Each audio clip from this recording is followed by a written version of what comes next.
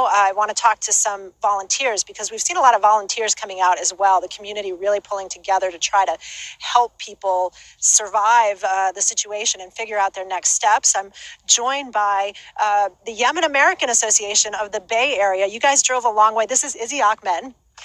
You guys drove several hours to be here, right? What is it that made you want to come out and help today? Yes, we did. We got up at like 6 in the morning and got the Yemeni American Association together, and we wanted to do our part for this beautiful country.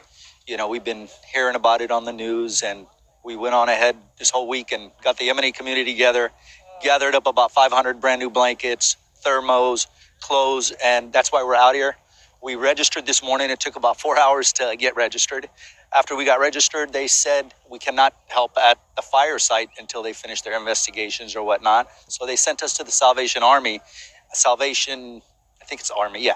And what we did over there is we helped bring in the clothes and the donations that people were bringing in and dividing them throughout the warehouse. And that was a great experience for all of us.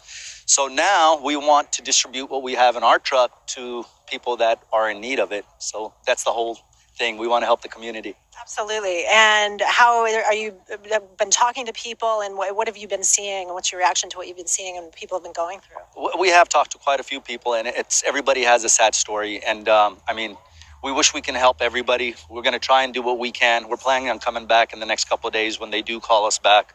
We have 50 people registered already, 25 stayed, and hopefully tomorrow or the next day when we get a call, we'll be ready to, whatever it is they need from us, we're willing to do. That's great. And interesting, you're telling me that in the San Francisco area, even though this fire, obviously the people here are just, have lost so much, but even in San Francisco, you're feeling the smoke. And what's the environment like there? Right. We thought there'd be more smoke out here when we got out here, but we have more smoke in the Bay Area than out here. I guess it's blowing towards the Bay, and it's bad out here, but not as bad as the Bay Area at this time. Absolutely. Yes. Yeah, you can smell it in the air for our viewers. You can taste it, feel it in your throat. It's actually another concern for everyone who lives in this area because of the bad air quality. It's a concern for people with respiratory problems and so on. A lot for people to worry about, to consider. FEMA, the Federal Emergency Management Association, has come to the scene as well. People are starting to register with them to think about where they can get permanent housing moving forward. And that is really the pressing question that is facing this community now, even as they try to contain this fire further. It's mostly contained, 55% contained, away from population areas, but still burning. Those recovery efforts, as I mentioned, still going on.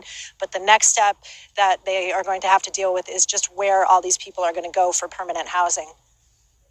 Kristen Salumi live for us there in Chico.